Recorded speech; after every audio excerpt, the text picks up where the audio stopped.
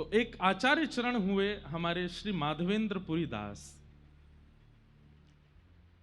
जिनके लिए एक बड़ी प्रसिद्ध कथा आप सब लोग सुनते हैं कि खीर चोरा गोपीनाथ, जिन्होंने खीर चुरा करके अपने गोजा में धर ली थी, ऐसे श्री माधवेंद्र पुरी दास, उनके एक शिष्य हैं श्री अद्वैताचार्य जी।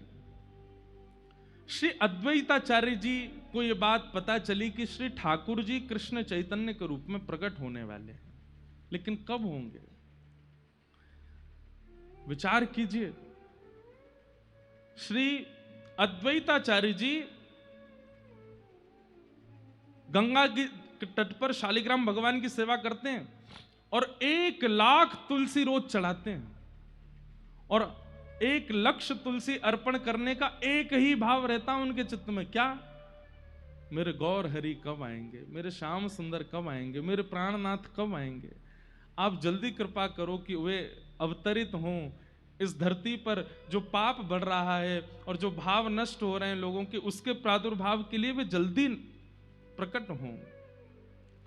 इसलिए 1,00,000 तुलसी नित्य चढ़ाते थे और नित्य चढ़ा करके श्री गंगा जी में प्रवाहित कर देते थे कि हे श्री गंगा जी, आप जाकर के सागर में मिलना और सागर से जाकर के श्रीमन नारायण के चरणों में इन तुलसियों को पहुंचा देना और उनसे कहना कि मैं प्रतीक्षा कर रहा हूं, वो कब आएंगे पृथ्वी पर।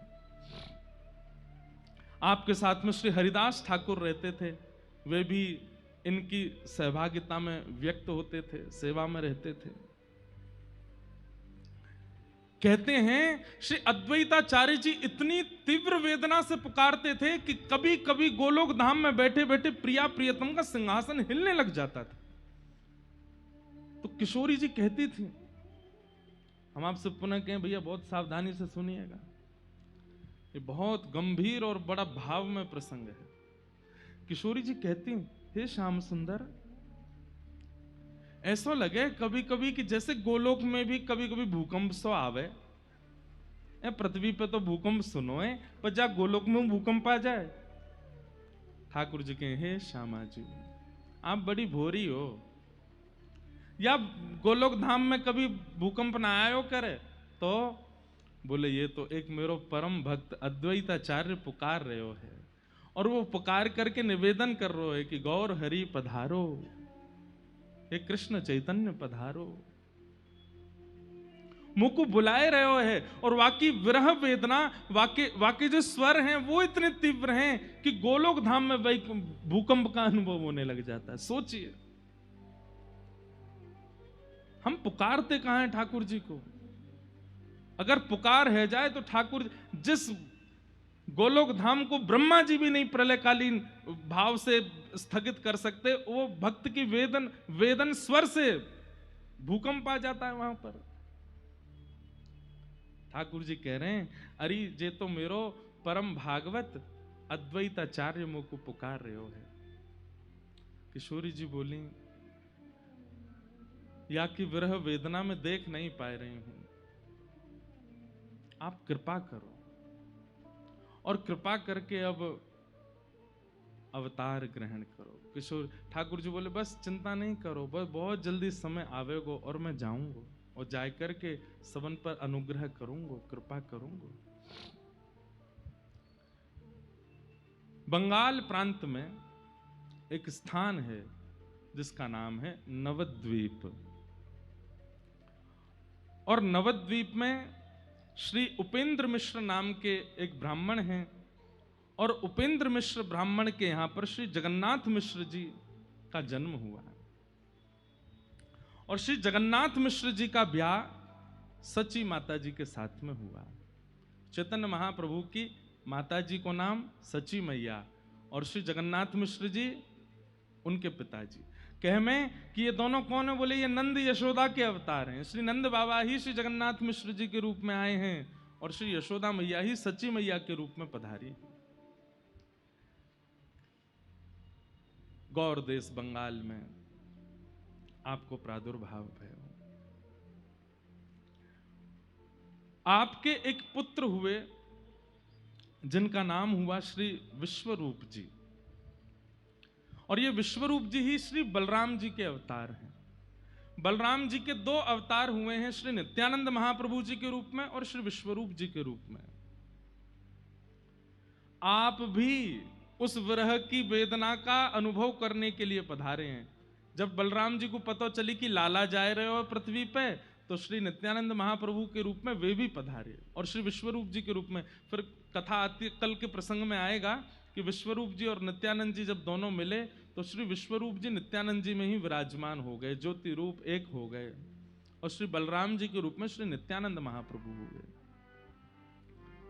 तो सची माता के यहां एक लाला ने जन्म लियो, जिनको नाम है श्री विश्वरूप जी, जो कि श्री बलराम जी के अवतार है। ध्यान से सुनिएगा।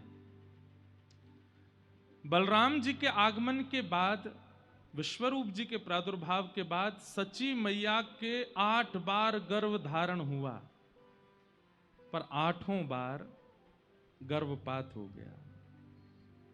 बालक ठहरते नहीं है गर्भ में, जिस कारण से सची मैया इतनी चिंतित रहती हैं। इनके सेवा में श्री दामोदर भगवान जी थे, ये उनकी खूब सेवा करती, आराधना करती, इत्र लगाती, माला पहनाती, तुलसी पधराती और चरणन में बारंबार निवेदन करती। मुझ को बहुत डर लगे, मुझ को बहुत पीड़ा होवे। अब जैसे कई माताओं को ऐसे भावना का अनुभव हो जाता है, भगवान करे किसी को ना हो, पर ऐसी क्रिया जिन माताओं के साथ हो जाती है ना, वो बहुत डरने लगती हैं फिर कि हमसे कोई अपराध ना बन जाए, हमारे किसी अपराध का हमको ये फल मिल रहा है, या हमारे द्वारा कोई गलती ना हो जाए।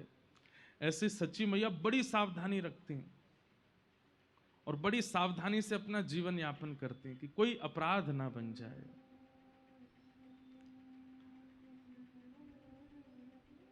दामोदर भगवान जी की सेवा करती हैं और सेवा करके केवल ये कहती हैं कि हे दामोदर नाथ, आप कृपा करो, मैं अब कोई अपराध नहीं करूंगी, पवित्रता को ध्यान रखूंगी, सब मंगलमय हो, बस एक बालक और जीवन में आ जाए, आप जैसो ही आ जाए, आपकी सेवा करवे वारो, आपको भजवे वारो, आपको प्राप्त करवे वारो आ जाए। शुद्ध विचार और शुद्ध मनस्थिति ही ठाकुर जी को आगमन कराती है। हमारी विचारधाराओं में कहीं ना कहीं, हमारे आचरण में कहीं ना कहीं, हमारे भाव में कहीं किंचित कोई दोष रह जाता है, ठाकुर जी आते आते रुक जाते हैं। आप कहेंगे तो फिर आप ये क्यों कहते हैं कि ठाकुर जी भक्तवत्सल हैं, ठाकुर जी करुणा सिंधु हैं, वो दोष विचार नहीं करते? ठाकुर जी नहीं करते विचार, पर एक बात जो श्रीमद् भागवत जी में ठाकुर जी गोपियों से कहते हैं कि मैं पुकारने पर इच्छुक तो इतना होता हूं कि दौड़ करके चला जाऊं, पर तभी मुझे विचार आता है कि कहीं दोष युक्त व्यक्ति है और तब भी मैं पहुंच गया, तो उसके मन में ये भाव आ जाएगा कि आचार्य चरण तो ऐसे ही बोलते थे कथा में, मैं तो खूब दोषी था फिर भी आ गए ठाकुर जी। आचार्यों की वाणी कहीं मिथ्या ना हो जाए और कहीं उसके मन में ये भावना ना आ जाए कि दोष रहे आवे तो भी ठाकुर जी आ ही जाते हैं, और कहीं उसकी प्रेरणा से और लोग भी दोषयुक्त ना रह जाएं। समझ रहे हैं ना बात? इसलिए ठाकुर जी किंचित भाव के दोषों को देख लेते हैं कि कहीं विचार और भावों में तो दोष नहीं है, और विचार और भावों में अन्य अन्य दोष आ भी जाएं तो भी ठाकुर जी आ जाते हैं, पर कहीं मात्सर्य दोष आ जाता है, ईर्ष्या का दोष। एक बात हमारी लिख लीजिएगा कंठीबद्ध होकर के, ईर्ष्या का दोष यदि चित्त में है तो कितनों नाम जप कर लो, कितनों भजन कर लो, कितनों तिलक लगा लो, कितनों गुरु जी के चरण धो धो के पी लो, नहीं मिलेंगे ठाकुर जी। ईर्ष्या दोष ठाकुर जी को प्रिय नहीं है बिल्कुल भी। काम दोष है तो भी ठाकुर जी मिल जाएंगे, क्रोध दोष है तो भी मिल जाएंगे, अन्य अन्य दोषों से युक्त हैं तो भी ठाकुर जी अनुग्रह कर देंगे, पर ईर्ष्या दोष पे नहीं।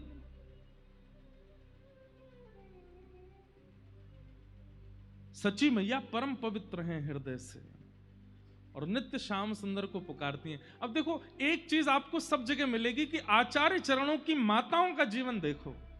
अब इसमें वुमेन एम्पावरमेंट वाले हमको कहीं घसीट नहीं लें, और पिता को कुछ नहीं करना है, सब हमें ही करना है। आप इस बात को ऐसे क्यों ले जाते हैं? पिता के अथक प्रयास से कुछ नहीं होने वाला, बेटा केवल खाएगा पिएगा सोएगा, पर उसके भीतर अंतरंग का जो निर्माण है वो तो मां के स्वभाव से ही होगा।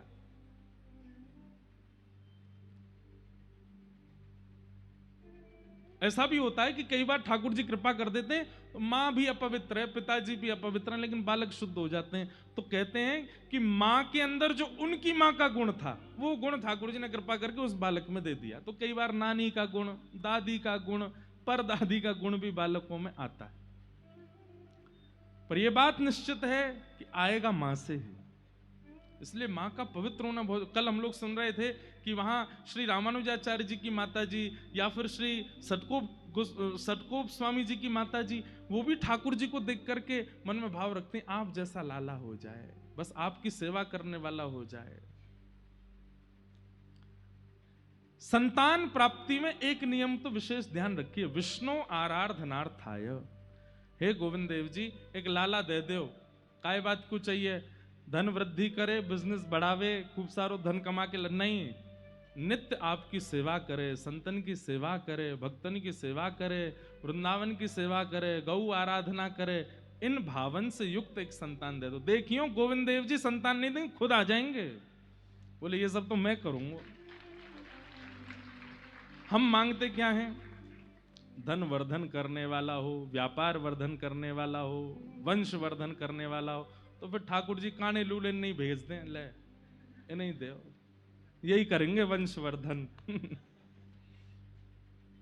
लेकिन जब ठाकुर जी से कहते हैं कि संत सेवा, हरि सेवा, गौ सेवा, भजन सेवा, सत्संग सेवा, धाम सेवा, इन सब निष्ठाओं से युक्त एक संतान चाहिए, तो कई बार गोविंद देव जी पूछते होंगे, किशोरी जी मैं चलो जाऊं का? क्योंकि यहाँ की भावना में भक्ति है, संतान की कामना भी किसी और कामना से, इस भाव से तो ठाकुर जी का मन होने लगता है कि मैं संतान बन के आ जाता हूं, ये मोह तो बढ़िया कोई ना कर सके। सच्ची मैया का चित्त बहुत पवित्र है, और दामोदर भगवान से केवल कहती हैं, और किसी कामना के लिए पुत्र की याचना नहीं कि वो हमारा संस्कार करे या हमारे वंश का वर्धन करे या आदि आदि सब क्रियाओं को क्रियान्वित करे। केवल एक कामना से पुत्र चाहिए, आपका भजन करे, आपको ध्याए, आपको याद करे, आपकी सेवा करे। बस ये भावना पहुंच गई ठाकुर जी तक, और तभी किशोरी जी को ठाकुर जी कहते हैं, मुंह को तो मिल गई मेरी मैया। बोले कौन? बोले सच्ची मैया, नवद्वीप में गंगा के तट पे अपने दामोदर भगवान से यूं कह रही हैं कि आपको भजवे वारो, और मैं यही भाव से तो जानो चाहूं कि मैं खुद को भजूं, देखूं तो सही मेरे भजन में है का। मुंह को तो मेरी मैया मिल गई। किशोरी जी ने दृष्टि करके देखा, हाँ श्याम सुंदर, ये यशोदा मैया ही हैं, वही अवतार धारण करके गई हैं। और श्री जगन्नाथ मिश्र जी ये साक्षात नंद बाबा हैं। और जिस प्रकार एक राजा कभी फकीरी का अनुभव करना चाहता हो तो सिंहासन पर बैठ करके नहीं कर सकता, अपने सिंहासन से उतर करके जाएगा, रूप बदल करके जाएगा, फकीरों के बीच में रूप बदल के बैठेगा, तभी फकीरी का अनुभव होगा। ठीक उसी प्रकार श्याम सुंदर अपनी प्रेम लक्षणा भक्ति, विरहा भक्ति का अनुभव करने के लिए श्री नुकुंज से सबको प्रणाम करके और सच्ची मैया के गर्भ में विराजमान हो गए, पधार गए। अब देखो ध्यान से सुनना, दामोदर भगवान को प्रणाम करके और बस यही कामना है कि बालक हो जाए, और बस ये प्रणाम करती करती, यही चिंतन करती करती सच्ची मैया सोई, और उसी रात्रि श्री ठाकुर जी उनके गर्भ में पधारे। और जैसे ही गर्भ में आए हैं श्याम सुंदर, सच्ची मैया को स्वप्न आना प्रारंभ हुआ। और आपने स्वप्न में क्या दर्शन किया?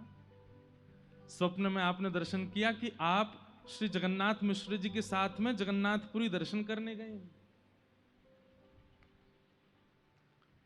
जगन्नाथ भगवान का दर्शन करने के लिए गए हैं। गरुण स्तंभ के पास में सिंह द्वार से भीतर प्रवेश कर रहे हैं। एक एक भाव सच्ची मैया को दर्शन हो रहे हैं। ये भावना छूटने ना पाए, ध्यान से सुनिएगा।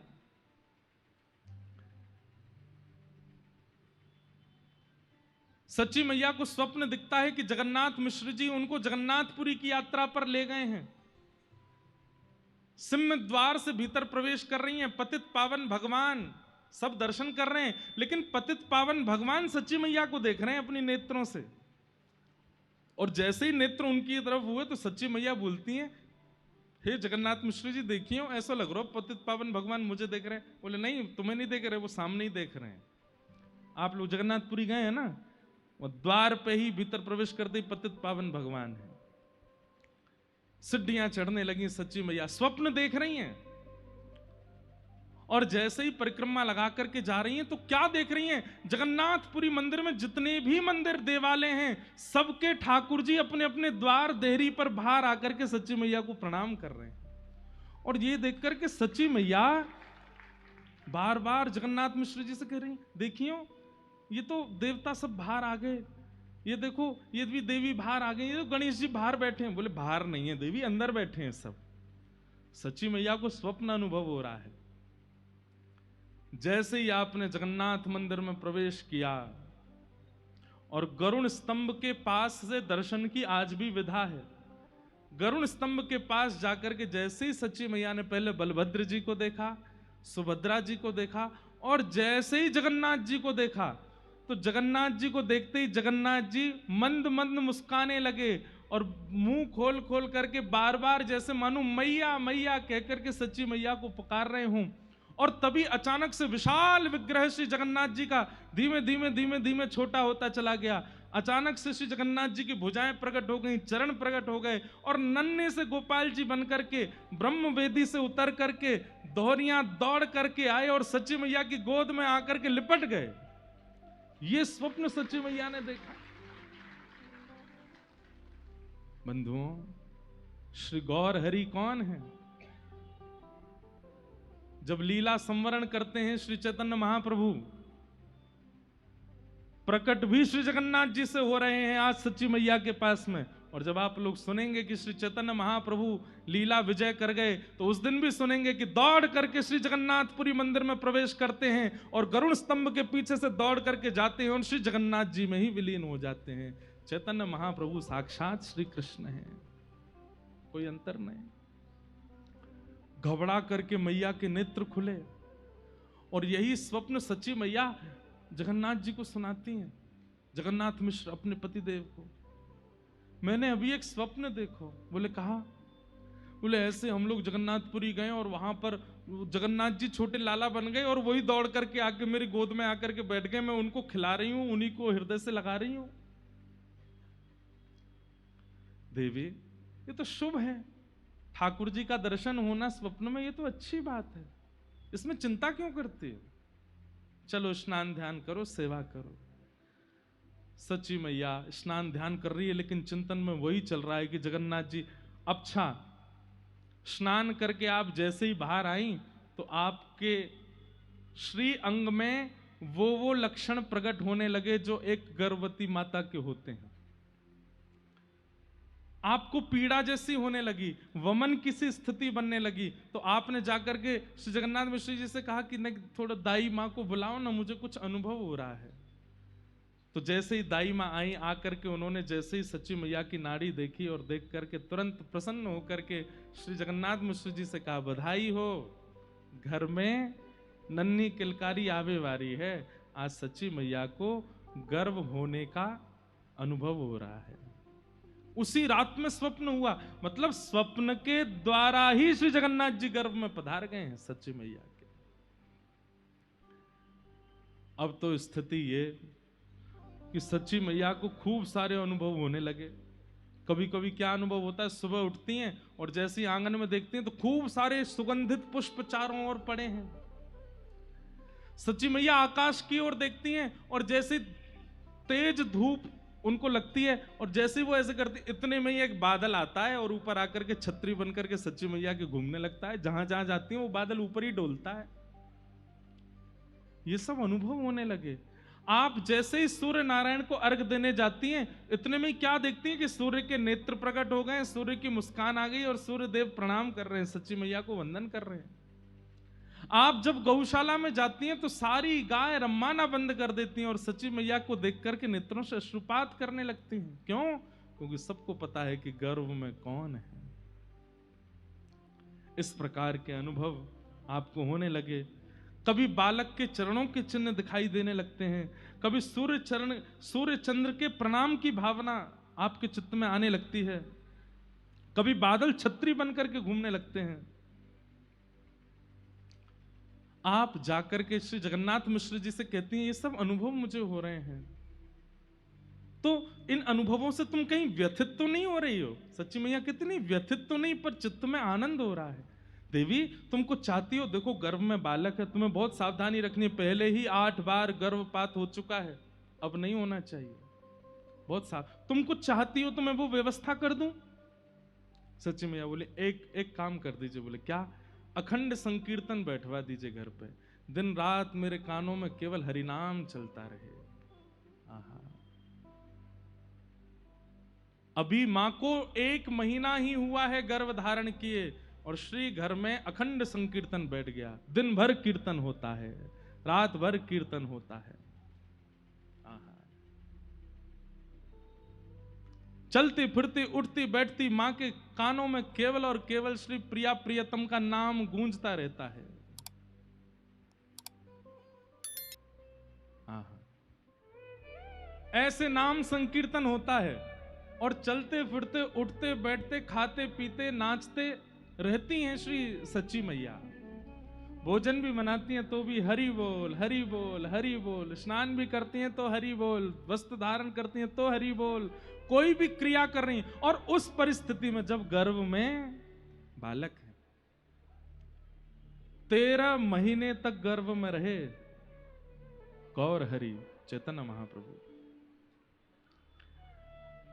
यहां पर सच्ची मैया की स्थिति तो ऐसी है कि बस कीर्तन सुनती हैं और नृत्य करती रहती हैं।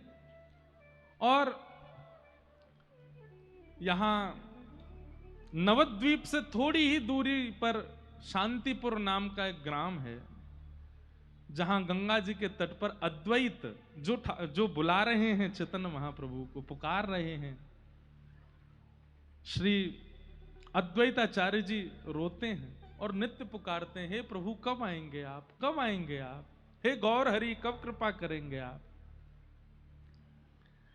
आप नित्य 1 लाख तुलसी अर्पित करते थे, हम सुन रहे थे अभी। और नित्य के भांति उन 1 लाख तुलसियों को पहले ठाकुर जी पर अर्पण करते, फिर उन सब 1 लाख तुलसियों को लेके जाते, एक एक गंगा जी में डालते कि आप जाके समुद्र में जब मिलें तो क्षीर सागर में ठाकुर जी के चरणों में कहना कि वो आमे। लेकिन आज जैसे ही अद्वैत प्रभु गंगा जी के तट पर गए, बगल में ठाकुरदास बैठे हैं, श्री हरिदास ठाकुर बैठे हैं, और तभी आप जैसे ही तुलसी अर्पण करने लगे, पुष्प अर्पण करने लगे, तो शांतिपुर से वो पुष्प और तुलसी आगे की ओर न जाकर के पीछे की ओर जाने लगे। मतलब धारा इधर की है, गंगा जी नवद्वीप से आ रही हैं, कहां? शांतिपुर, और शांतिपुर से आगे गंगा सागर में जा रही हैं।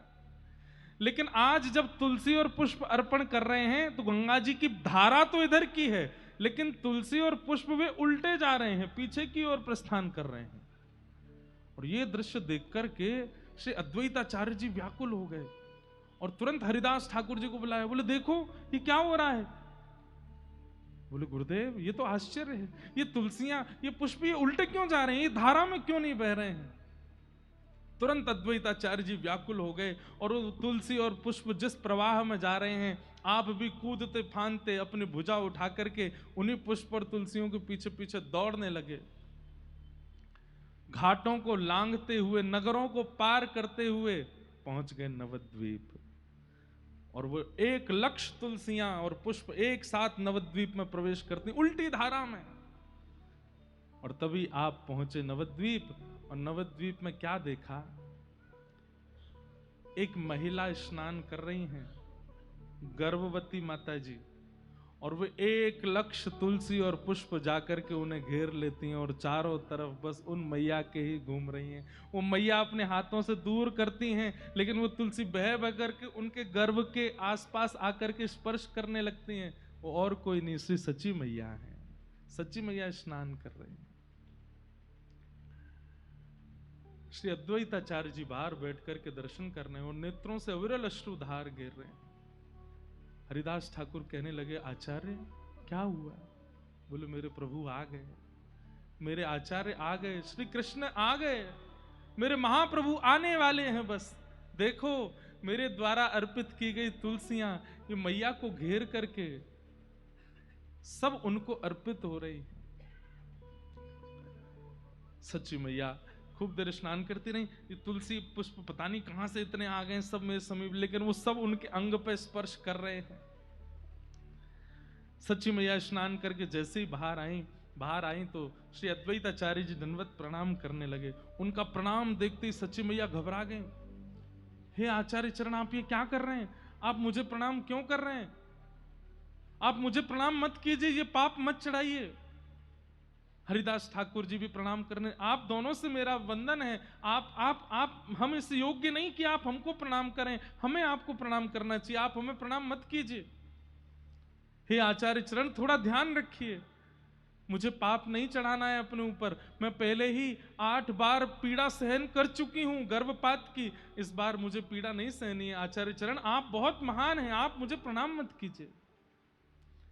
अद्वैताचार्य जी प्रणाम करके जब उठे हैं तो नेत्र लाल पड़े हैं, मुखमंडल पर प्रसन्नता है, मुस्कान है, और नेत्रों से अविरल अश्रुधार गिर रही है।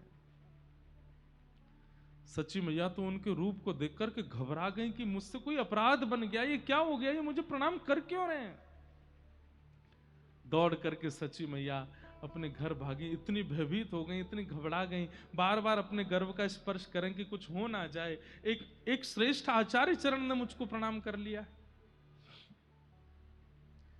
आपने जाकर के तुरंत जगन्नाथ मिश्र जी से कहा कि देखिए ना, घाट पर एक महापुरुष मुझे प्रणाम कर रहे थे। यहां जगन्नाथ मिश्र जी रोज ही सुनते हैं, कभी इनको लगता है कि इनको सूर्य प्रणाम कर रहा है, कभी इनको लगता है इनको चंद्रमा प्रणाम करने, कभी इनको लगता है कभी इनको लगता है कि गैया इनको प्रणाम कर रही है। रोज ही कुछ ना कुछ भाव है। देवी, पता नहीं, हमें तो लगता है कि कौन आए हैं गर्भ में कि सब तुमको प्रणाम करते से ही दिखते हैं। मैं कुछ भाव नहीं बना रही हूं मन से, आप जाकर के देखिए, वहां पर श्री साक्षात अद्वैताचार्य जी मुझे प्रणाम कर रहे थे। जगन्नाथ मिश्र जी गए और देखा तो अब भी भाव निमग्न, हाथ जोड़ करके बस नेत्रों से अश्रु बहा रहे हैं। मेरे प्रभु आ गए, मेरे प्राणनाथ आ गए, मेरे जीवन धन आ गए। जगन्नाथ मिश्र जी ने जाकर के प्रणाम किया, वंदन करते हुए कहा, हे प्रभु, आपकी इस प्रकार की इस लीला का मैं क्या अर्थ लगाऊं? आपने सच्ची को प्रणाम क्यों किया? अद्वैताचार्य जी बोले, मेरे पास शब्द नहीं है बताने को, मैं बस ये कह सकता हूं, जो सुख त्रेता में दशरथ और कौशल्या को प्राप्त हुआ, जो सुख द्वापर में नंद यशोदा को प्राप्त हुआ, वो सुख कलयुग में आपको और आपकी गृहिणी को प्राप्त होने वाला है। बस प्रतीक्षा कीजिए, अब जल्दी ही आनंद होगा। इस विश्व में पुनः कृष्ण संकीर्तन होगा, पुनः नाम संकीर्तन होगा, पुनः राधा भाव कृष्ण भाव की स्थापना होगी। बस प्रतीक्षा कीजिए, पवित्र हृदय से प्रतीक्षा कीजिए। आज जगन्नाथ मिश्र जी को भी विश्वास हो गया कि सच्ची मन से भाव नहीं बना रही है, सच में उसे अनुभव हो रहे हैं सबके प्रणाम का। जगन्नाथ मिश्र जी वापस आए। सच्ची मैया ने पूछा, बोले नहीं कुछ नहीं, बस ऐसे प्रणाम कर रहे थे, आपको सौभाग्यवती नारी जान के, आपके गर्भ का बालक भक्त हो इसलिए प्रणाम कर रहे थे। 12 महीने बीत गए, अभी तक बालक का जन्म नहीं हुआ। सच्ची मैया ने घबरा करके तुरंत कहा, बोले कि आप किसी ज्योतिषी को बुलाइए, कोई पंडितानी बुलाओ, कोई भैया कोई पंडित जी आए देखें। 9 महीने में गर्भ बालक जन्म लेता है, 12 महीने बीत गए, अभी तक बालक का जन्म नहीं हुआ, कहीं कोई दिक्कत तो नहीं है, आप दिखवाइए ना। वो किस पंडित को बुलाए? बोले हमारे पिताजी श्री नीलांबर चक्रवर्ती जी बहुत बड़े विद्वान हैं, उनको बुलाओ। तो सच्ची मैया के पिताजी ज्योतिषाचार्य हैं, उनको बुलाया गया। वे आए, आकर के कहा बिटिया क्या बात है? बोले कि पिताजी 12 महीने हो गए गर्भ को, अभी तक जन्म नहीं हुआ और मुझे प्रसव पीड़ा भी नहीं हो रही है। मैं बहुत चिंतित हूं कि कहीं बालक सुरक्षित तो है ना, आप मेरा हस्तकमल देख करके बताइए ना। नीलांबर चक्रवर्ती जी ने कई बार अपनी बेटी का हाथ देखा है, वे जानते थे सब, लेकिन आज जैसे ही हस्तकमल आगे किए हैं तो हस्तकमल की जितनी भी रेखाएं थी, उन रेखाओं में रेखा हमारी आपकी तरह नहीं थी। मानो जैसे शंख बन रहा हो, पद्म बन रहा हो, चक्र बन रहा हो, रेखाएं परिवर्तित हो गई। और उन चक्रों को, उन चिन्हों को देख करके जो ज्योतिष के बड़े बड़े पंडित जो ज्योतिष अध्ययन करते हैं, उन ज्योतिष अध्ययनों में जो सब सर्वश्रेष्ठ जिन आकृतियों को बताया गया, वो समस्त आकृतियां एक साथ किसी के हाथ में हो ही नहीं सकती हैं। लेकिन आज नीलांबर चक्रवर्ती जी अपनी पुत्री का हाथ देखते हैं, हाथ कांपने लगते हैं और कहते हैं लाली, ये तेरे हस्तरेखा परिवर्तित कैसे हो गई? ये सब कुछ इतना सुंदर कैसे हो गया? रुदन करने लगे और वे भी प्रणाम करने लगे। सच्ची मैया बोली जगन्नाथ मिश्र जी, देखो आज पिताजी भी प्रणाम कर रहे हैं, ये हो क्या रहा है? अरे ठाकुर जी आए हैं गर्भ में, सब प्रणाम करेंगे। लाली तू चिंता मत कर, पूर्ण समय लेने दो, ये जो भी हैं ये अत्यंत श्रेष्ठ हैं, अत्यंत महापुरुष हैं, वे निश्चित ही अपने परिपूर्ण भाव से प्रकट होंगे। इसलिए तुम बिल्कुल निश्चिंतित होकर, निसंकोच होकर के, ये ऐसा बालक जन्म लेगा जिस बालक के जन्म लेने से तुम और तुम्हारा पूरा कुल सौभाग्य मानेगा। बस प्रतीक्षा करो। धीरे धीरे धीरे 13वां महीना प्रारंभ हुआ और धीमे धीमे आ रही है होली, यानी कि फाल्गुन का महीना। और जैसे ही फाल्गुन की द्वादशी आई है, फाल्गुन की पूर्णमासी आई है, आहा, फाल्गुन पूर्णिमा का दिन है और उस दिन चंद्र ग्रहण भी है, चंद्र ग्रहण भी है। कहते हैं ग्रहण काल में किया गया कोई भी भजन, कोई भी उत्सव, कोई भी मंत्रोच्चारण, वह इतना फल देता है जितना उसके अनुष्ठान, और वो सर्वश्रेष्ठ अनुष्ठान क्या बोलते हैं उसको, क्या, पुरुषण करने से जो फल प्राप्त होता है वो ग्रहण काल में एक बार मंत्र बोलने मात्र से हो जाता है। कितना सुंदर भाव प्रस्तुत करते हैं आचार्य चरण कि श्री चैतन्य महाप्रभु शरद पूर्णिमा को ही क्यों प्रकट हुए? सबसे पहली बात, क्योंकि वे श्री राधा भाव युक्त होकर के आए हैं और पूर्णिमा ही वो रात्रि है जिस रात्रि में श्री ठाकुर जी गोपियों को और श्री किशोरी जी को रास का अनुभव कराते हैं। तो सबसे पहली बात पूर्णिमा चुनने का यह कारण है। दूसरी बात, ठाकुर जी प्रकट हुए जन्माष्टमी, अष्टमी, और श्री किशोरी जी प्रकट हुई राधाष्टमी। 8 और 8 दोनों एक हुए, कितने हुए? 16। और 16वें दिन आती है पूर्णिमा। यानी कि इस बात से प्रस्तावित हुआ कि ना तो ये केवल राधा है, ना ये केवल कृष्ण है, ये राधा कृष्ण मिलित हैं, इसलिए पूर्णिमा को आ रहे हैं, पूर्णिमा को आ रहे हैं। पूर्णिमा, उसमें भी फाल्गुन महीना क्यों चुना? बोले भैया साल भर तो कन्हैया को रंग चढ़े सबन पे, ये एकमात्र होली है ज्यादा किशोरी जी को रंग चढ़े श्याम सुंदर पे। तो आज ठाकुर जी इस बात को प्रस्तुत करने के लिए कि मैं अपने वर्ण में नहीं आया हूं, किशोरी जी ने मुंह पर रंग डारो है अपनो, या हमारे श्री फाल्गुन पूर्णिमा के दिन गौर प्रकट हुए हैं।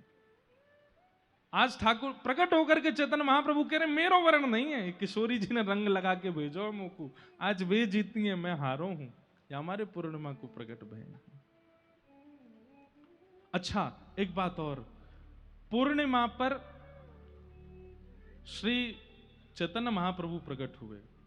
आप आचार्यों के जितने भी उत्सव देखेंगे या तो एकादशी को होते होंगे या द्वादशी को होते होंगे, ठाकुर जी के उत्सव देखोगे तो अष्टमी को होते होंगे, नवमी को होते होंगे।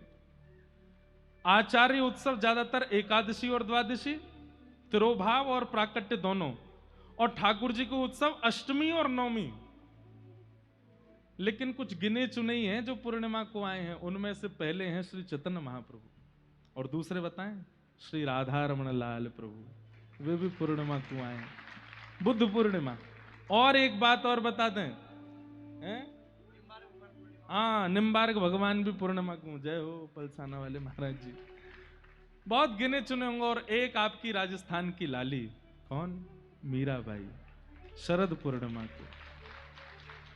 मतलब एक बात तो स्पष्ट हो जाएगी, प्रेम रस से युक्त जितने भी आए हैं पृथ्वी पर, वो पूर्णिमा को ही आए हैं, पूर्णिमा को ही प्रकट हुए हैं। चाहे वो भगवान हो राधा रमन लाल, चाहे वो भक्त हो, प्रेमी जितने भी भाई।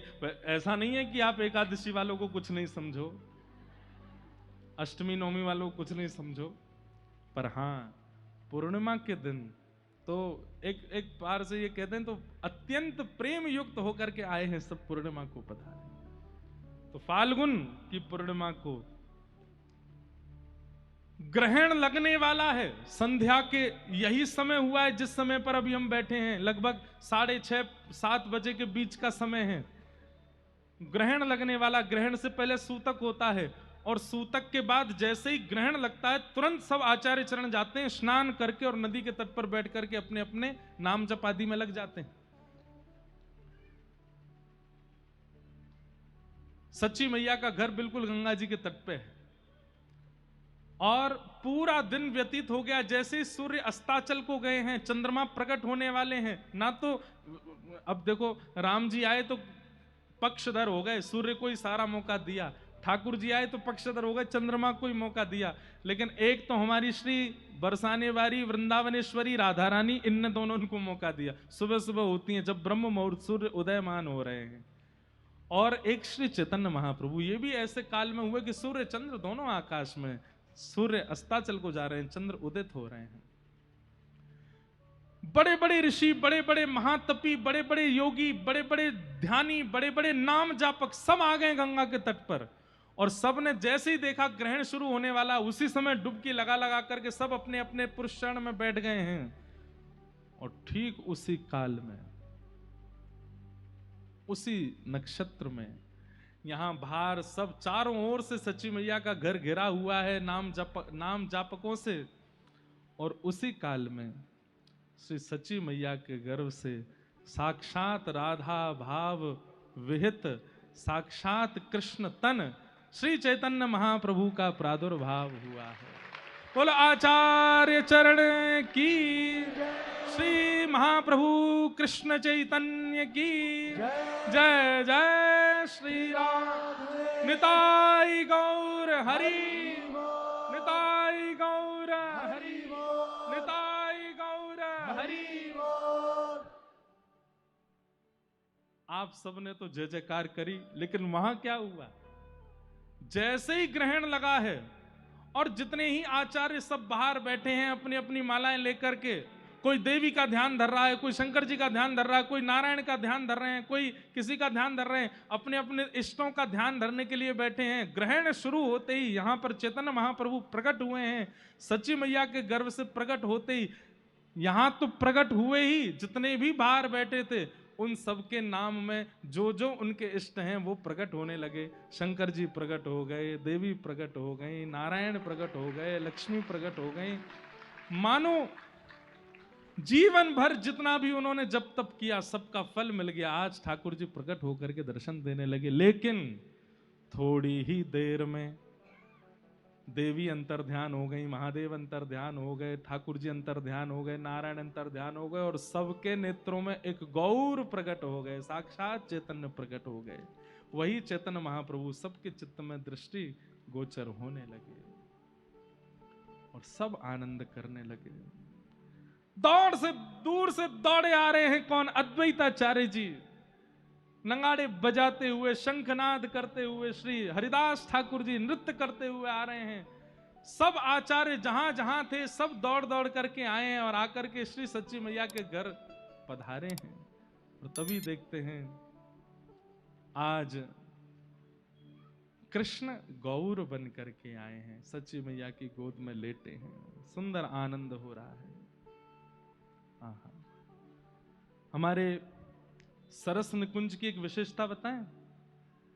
यहां पर स्वयं आचार्यों ने प्रकट होकर के अपने उत्सव मनवाए हैं। जिस प्रकार रेवासा में आचार्यों ने प्रकट होकर के नाभा जी से अपने चरित्र लिखवाए हैं, ऐसे ही यहां के सरस कुंज में श्री सरस माधुरी जी के आज्ञा देकर के और आचार्य चरणों को आज्ञा देकर के सब आचार्यों ने अपने उत्सव मनवाए हैं। तभी चैतन्य महाप्रभु भी प्रकट हुए सरस निकुंज में और आचार्य चरण को आज्ञा करते हैं कि हमारे जन्म की बधाई भी गाइए, हमारे जन्म का उत्सव भी मनाइए। इसलिए सब आचार्यों के उत्सव सरस निकुंज